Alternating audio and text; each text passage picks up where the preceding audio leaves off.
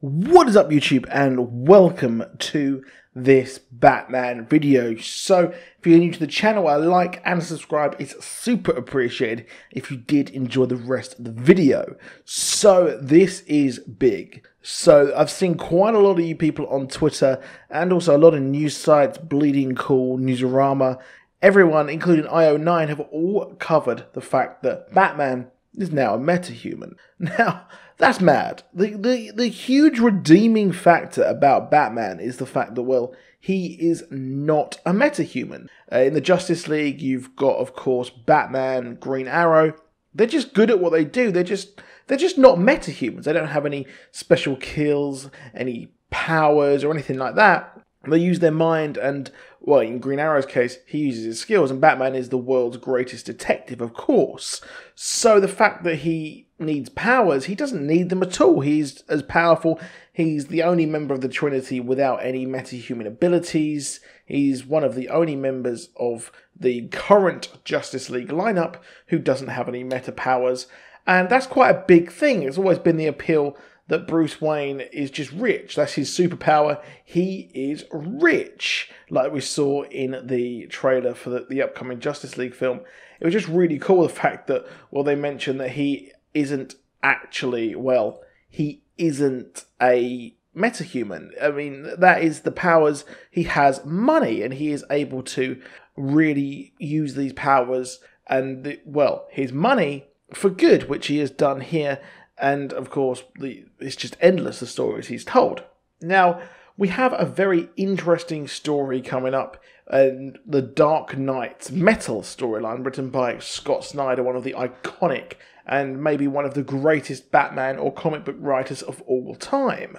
And this is dealing with the weird metals that exist in the DC universe, and these comprise of the Nth metal, Electrium, and, of course, Dionysium, which both of those two, the last two I mentioned, are involved with the Talons in the Court of Owls. And these are things that Scott Snyder has laid down, and he said that he has actually hinted towards quite a lot of this stuff. So it's been building up for absolute years, I mean, since the birth of New 52. Now, I find it weird that they're doing this all around the same year that Doomsday Clock is coming in. But what we learn here is that these metals, this Dionysium especially, and the Nth metals, well, they have something to the dark matter universe, so the dark multiverse, and these have a connection to that, and they seemingly have actually come from there. And these really, it hints towards that this is what gives Joker the ability to actually come back and use his regenerative powers. Obviously, the Lazarus Pit as well. And we've got Carter Hall as well, who was obviously Hawkman, and these metals interfered with him, and which is why he was able to regenerate every single time and come back. And the Joker actually confirmed that all of these things are huge. And he also confirmed that these metals are actually what creates metahumans. And metahumans now have a brand new origin story in the fact that they are actually created due to all of this. And they become these things, and they become metahumans due to these metals. And now, if you remember back in Batman Endgame, which is where Batman and the Joker had their final showdown, well, we saw Batman actually be exposed to the Dionysium, and this was later found out in the fact that, well, he was able to overcome all his powers, overcome his injuries, etc. And what happened then, it leads into the fact that, well, what's happened here is he is now stronger and more powerful than he has ever been. He is on a metahuman level. Now that is key, level. Now in Suicide Squad number 22, we have the remaining members of the Suicide Squad. They are given a task by Amanda Waller to apprehend two metahumans. One being Killer Frost, who is, of course, a metahuman, a proper bread and butter one as well. So that's pretty cool that we've got them apprehending her, who is just currently in the Justice League of America comic book with Batman himself. And the other person is Batman himself. Now, that came as a shock to absolutely everyone. The fact that Batman is a metahuman.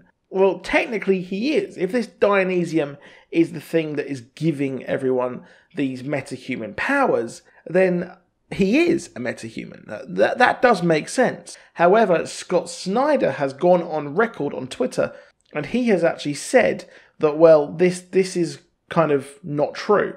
He's not a metahuman. He is only given his powers. So at the end of Darkseid War with a Metron chair and everything like that, well, he's not a metahuman because these powers are actually given to him. He's not been born with these powers, which I think is a very, very kind of cop-out sort of answer. I think, like, Flash was struck by lightning, he became the Flash, and an outside influence caused him to be a metahuman. I mean, like Green Lantern as well, obviously the ring comes to you, and then you become a Lantern, as well as Cyborg as well. Things affected him. He wasn't born a metahuman. But I guess that is the kind of them trying to work out and say that, well, he's not a metahuman, but technically he is because he has this dark metal going through his vein. And really, what is leading into this is the fact that he is technically a metahuman because of all this. But he's also not, because it's confirmed by, like,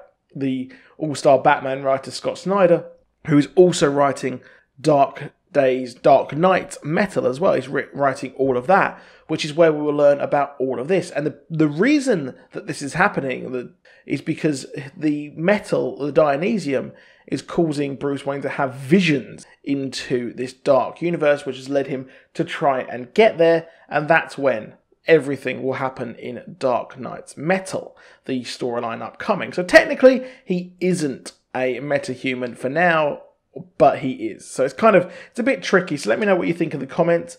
Please do drop a like. Please do subscribe. And I'll see you soon. Goodbye.